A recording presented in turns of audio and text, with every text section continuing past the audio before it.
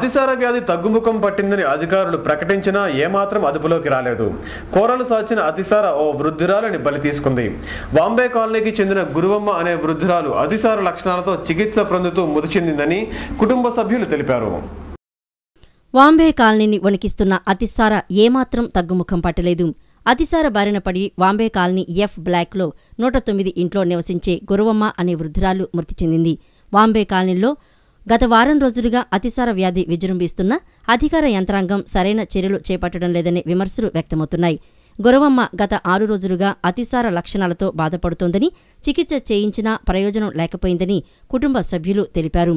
అతిసార తగ్గుముఖం పట్టినట్లు కనిపించినా మళ్లీ కోరలు సాచి ప్రజల ప్రాణాలు కబలిస్తుండటంతో స్థానికులు ఆందోళన వ్యక్తం చేస్తున్నారు. మాజీ ఎమ్మెల్యే వంగవీటి రాధాకృష్ణ వైఎస్ఆర్ కాంగ్రెస్లో చేరుతున్న నేపథ్యంలో మాజీ కార్పొరేటర్ అడపా శేషుపై పార్టీలోకి రావాలని ఒత్తిడి తీసుకురావడాన్ని పీసీసీ కార్యదర్శి కొలనుకొండ శివాజీ ఖండించారు. వైఎస్ఆర్ పార్టీ పట్ల విశ్వాసం ఉన్నవారు పార్టీలోకి వెళ్లవచ్చే తప్ప బలవంతంగా ఒత్తిడి తీసుకురాకూడదని ఆయన సూచించారు. భవన నిర్మాణానికి సంబంధించి ఇసుక కొరత ఉన్నందున అధికారులు ఈ సమస్య తీర్చేందుకు చర్యలు చేపట్టాలని ఆయన కోరారు. మాజీ శాసనసభ్యుడు వంగవీటి రాధాకృష్ణ వైఎస్ఆర్ కాంగ్రెస్ పార్టీలోకి చేరిక అని చెప్పి వార్తలు వస్తున్న నేపథ్యంలో వారికి సంబంధించిన మద్దతుదారులు మా పార్టీకి సంబంధించి కృష్ణలంక ప్రాంతానికి సంబంధించి అడపా శేషు కార్పొరేటర్గా, స్టాండింగ్ కమిటీ మాజీ సభ్యుడిగా, నగర నాయకుడిగా, గౌరవ పార్లమెంటు సభ్యులు, గౌరవ మంత్రివర్యులకి తలలో నాలుకలాగా మెలుగుతూ ఉన్నటువంటి వ్యక్తిని బలవంతంగా మాతో పాటు పార్టీలో చేరు అని చెప్పి ఒత్తిడి తీసుకురావడాన్ని మేము తీవ్రంగా ఖండిస్తా ఉన్నాం. రహదారి భద్రతా కమిటీ గతంలో తీసుకున్న నిర్ణయాలు అమలుపరచడంలో మరింత శ్రద్ధ వహించి ప్రమాదాలను నివారించేందుకు కృషి చేయాలని జిల్లా కలెక్టర్, భద్రతా కమిటీ చైర్మన్ ఎస్ఎం రిజ్వీ తెలిపారు. నగరంలో రద్దీ ప్రాంతాల్లో ఐనాక్స్ విద్యుత్ దీపాలను ఏర్పాటు చేయాలని ఆయన సూచించారు. నిన్న జరిగిన రోడ్డు భద్రతా కమిటీ సమావేశంలో కార్పొరేషన్ అధికారులతో నిర్వహించిన సమావేశంలో కీలక నిర్ణయం తీసుకున్నారు. నగరంలో సెల్లారు కలిగిన భవన యజమానులు పార్కింగుకు ఉపయోగించకుండా కేవలం వ్యాపార కార్యకలాపాలు నిర్వహించుకుంటున్నారు. సెల్లారు కలిగి ఉన్నా ఇవి పార్కింగు కోసం ఉపయోగించడం లేదనేది తేలింది. ఇందుకు ముందు గుర్తించినట్టు చెబుతున్న 261 భవనాలను 167ను పరిష్కరించారు. తాజాగా నిన్న జరిగిన రోడ్డు భద్రతా కమిటీ సమావేశంలో ఇంకా 77 భవనాలకు సంబంధించి సెల్లార్లను పార్కింగ్ వినియోగంలోకి తీసుకురావాల్సి ఉందని కలెక్టర్ దృష్టికి కార్పొరేషన్ అధికారులు తీసుకువచ్చారు. ఇవి కాకుండా మరో 20 వరకు బిగ్ షాట్స్ భవనాలు ఉన్నాయి. బందర్ రోడ్డుకు సమాంతరంగా మరో రోడ్డుకు ప్లాన్ చేయాలని స్పెషల్ ఆఫీసర్ రిజ్వీ కార్పొరేషన్ అధికారులకు సూచించారు. పాత గవర్నమెంట్ హాస్పిటల్ రోడ్డు పక్కనే ఉన్న సాంబమూర్తి రోడ్డును అభివృద్ధి పరిస్తే బందరు, ఏలూరు రోడ్లకు ప్రత్యామ్నాయంగా తీర్చిదిద్దవచ్చని సూచించారు. రోడ్లపై తెల్లటి రంగుతో మార్కింగ్ చేసే యంత్రాన్ని కార్పొరేషన్ కొనుగోలు చేయాలని రిజ్వీ కార్పొరేషన్ అధికారులను ఆదేశించారు. కొనుగోలు చేసిన మార్కింగ్ యంత్రాన్ని పోలీసులకు అప్పగించాలని కార్పొరేషన్ అధికారులను రిజ్వీ ఆదేశించారు. భూగర్భ జల వనరులను నాశనం చేస్తున్న ఇసుక మాఫియా దోపిడీని అరికట్టాలని సమతా పార్టీ మాజీ అధ్యక్షులు కృష్ణ డిమాండ్ చేశారు. ఇసుక అక్రమ తవ్వకాలను అరికట్టాలంటూ సిపిఐ ఎంఎల్ ధర్నా కార్యక్రమాన్ని చేపట్టింది. ఈ ధర్నాకు వామపక్షాలు మద్దతు తెలిపాయి. అక్రమ ఇసుక తవ్వకాలను నిరసిస్తూ సిపిఐ ఎంఎల్ ఆధ్వర్యంలో సబ్ కలెక్టర్ కార్యాలయం ఎదుట ధర్నా నిర్వహించారు. ధర్నాకు మద్దతు తెలిపేందుకు వచ్చిన సమతా పార్టీ మాజీ అధ్యక్షుడు కృష్ణ మాట్లాడుతూ ఇసుక తవ్వకాలు ఆపివేయాలని హైకోర్టు ఆదేశించినప్పటికీ రాష్ట్ర ప్రభుత్వం సరైన చర్యలు చేపట్టకపోవడాన్ని తప్పుపట్టారు. వేలంపాట పాడుకున్న కాంట్రాక్టర్లు నిబంధనలకు విరుద్ధంగా తవ్వకాలు చేపడుతున్నారని, అక్రమాలను అరికట్టేందుకు రాష్ట్ర ప్రభుత్వం నియమ నిబంధనలు రూపొందించాలని డిమాండ్ చేశారు. భూగర్భ జల వనరుల రక్షణకు మూలాధారమైన ఇసుకను ఆదాయ వనరుగా ప్రభుత్వం పరిగణించడాన్ని కృష్ణ తప్పుపట్టారు. మాఫియాల మయంగా ఇవాళ మద్యం మాఫియా, బొగ్గు మాఫియా, ఈ యొక్క మాఫియాలతోటి ప్రభుత్వం కొనసాగుతూ ఉంది. కనుక ప్రజా ఉద్యమం ద్వారా ప్రజలు మొత్తం చైతన్యం అవడం ద్వారా మన వనరులను కాపాడుకోవటం, వనరులను జాగ్రత్తగా వాడుకోవటం, వనరుల వినియోగాన్ని కంట్రోల్ చేయడం ద్వారా మాత్రమే మనం దీన్ని కలిసాను. అందువల్ల ఈ సిపిఐఎంఎల్ ధర్నా నిర్వహిస్తూ ఉంది. ఈ ధర్నాన్ని ప్రజాస్వామికవాదులందరూ, రాష్ట్రంలో ప్రజలందరూ కూడా సమర్థించాలని, ఆ కోర్టు యొక్క తీర్పుకు అనుకూలంగా రాష్ట్ర ప్రభుత్వం విధి విధానాలు నిర్ణయించి వెంటనే ఇసుక తవ్వకాలను ఆపు చేయాలని, మొదలు పెట్టాలని, అదేవిధంగా పంచాయతీలకు ప్రాధాన్యత ఇచ్చి ఎక్కడెక్కడే తవ్వకాలు జరుగుతున్నాయో ఆయా పంచాయతీ ప్రాధాన్యం ఇచ్చి అక్కడ వచ్చే లాభాన్ని గ్రామీణ ప్రాంతం యొక్క అభివృద్ధికి వినియోగించాలని డిమాండ్ చేస్తాం. సత్యనారాయణపురం శ్రీ లక్ష్మీ గణపతి భజన మందిరం నవమ వార్షికోత్సవం పురస్కరించుకొని సిద్ధి బుద్ధి సమేత శ్రీ విఘ్నేశ్వర స్వామి వార్ల కళ్యాణోత్సవం వైభవంగా నిర్వహించారు.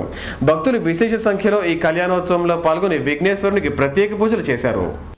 సత్యనారాయణపురం నర్రావారి వీధిలో గల శ్రీ లక్ష్మీ గణపతి భజన మందిరం నవమ వార్షికోత్సవాన్ని వైభవపేతంగా నిర్వహించారు. ఈ సందర్భంగా మహాన్యాసపూర్వక రుద్రాభిషేకం, గణపతి హోమం భక్తి ప్రపత్తులతో నిర్వహించారు. అనంతరం సిద్ధి బుద్ధి సమేత శ్రీ విఘ్నేశ్వర స్వామివారి శాంతి కళ్యాణోత్సవాన్ని భక్తి ప్రపత్తులతో నిర్వహించారు. భక్తులు విశేష సంఖ్యలో ఈ ఉత్సవంలో పాల్గొని విఘ్నేశ్వరుని ఆశీస్సులు అందుకున్నారు. M Durgaprasad, Ramakoteswararao, Nagalakshmi, G Tandavakrishna, Vijayalakshmi, K Balaji, K Sandhya నేతృత్వంలో ప్రత్యేక పూజలు నిర్వహించారు. సురేంద్ర శర్మ ప్రత్యక్ష పర్యవేక్షణలో ఈ కళ్యాణోత్సవాన్ని అంగరంగ వైభవంగా నిర్వహించారు. ఈ సందర్భంగా ఆలయ ట్రస్టీ ఎంవీఆర్కే శర్మ మాట్లాడుతూ తమ ఆలయ నవమి వార్షికోత్సవాన్ని పురస్కరించుకుని ఈ కళ్యాణోత్సవాన్ని నిర్వహించామని అన్నారు. పూర్తయి 9వ సంవత్సరంలో ప్రవేశించాము. 8 సంవత్సరాల నుంచి నిర్విఘ్నంగా సాగుతుంది కార్యక్రమాలన్నీ. పైన బాబా మందిరం కూడా ఉంది. అది మొదలెట్టి 6 సంవత్సరాలు అయింది. అది కూడా నిర్విఘ్నంగా సాగుతోంది. ఈరోజు 9వ నవమ వార్షికోత్సవం కాబట్టి ఈరోజు కార్యక్రమాలు ఉదయం 6 గంటల నుంచి మహాన్యాసపూర్వక రుద్రాభిషేకము, 8 గంటలకి గణపతి హోమం జరిగింది.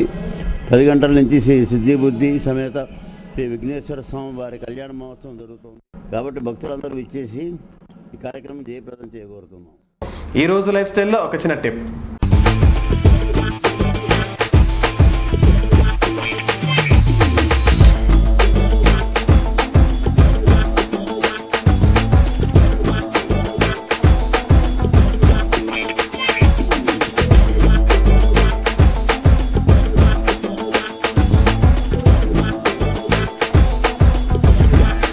హాయి హాయిగా హాని.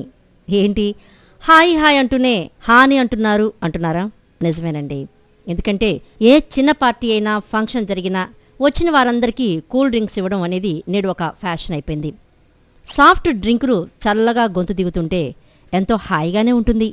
కానీ అవి ఒళ్ళుకు హాని కలిగిస్తాయని, సాఫ్ట్ డ్రింకుల్ని విపరీతంగా తాగితే పళ్లపై ఉండే ఎనామిల్ పడిపోతుందని ఆరోగ్య నిపుణులు హెచ్చరిస్తున్నారు.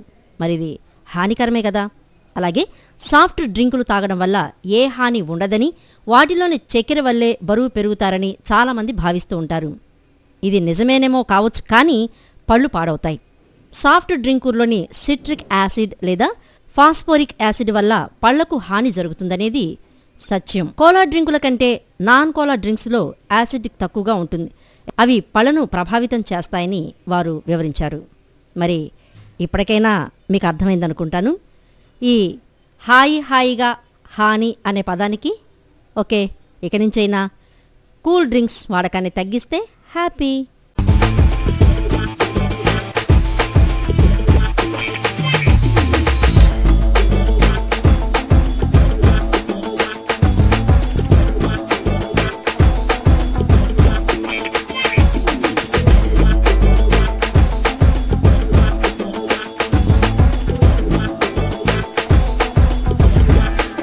వార్తలు ముగించే ముందు ముఖ్యాంశాలు మరోసారి.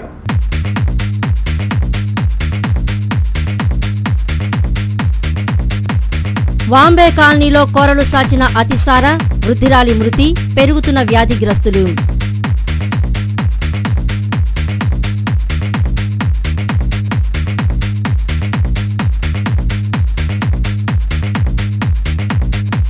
కౌలు రైతులకు రుణ కార్డులు మంజూరుపై చిత్తశుద్ధి లేని ప్రభుత్వం. సిపిఎం జిల్లా కార్యదర్శి రఘు ధ్వజం. ప్రజాపథం వల్ల ఒరిగేదేమీ లేదని స్పష్టీకరణ.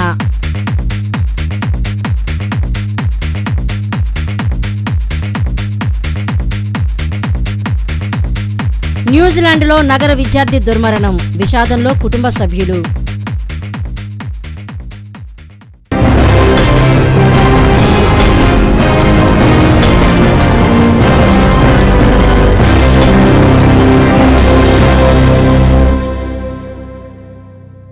ఈ వార్తలు ఇంతటితో సమాప్తం. తిరిగి ప్రసారమయ్యే వార్తల్లో మళ్ళీ కలుద్దాం. అంతవరకు సెలవు. నమస్కారం.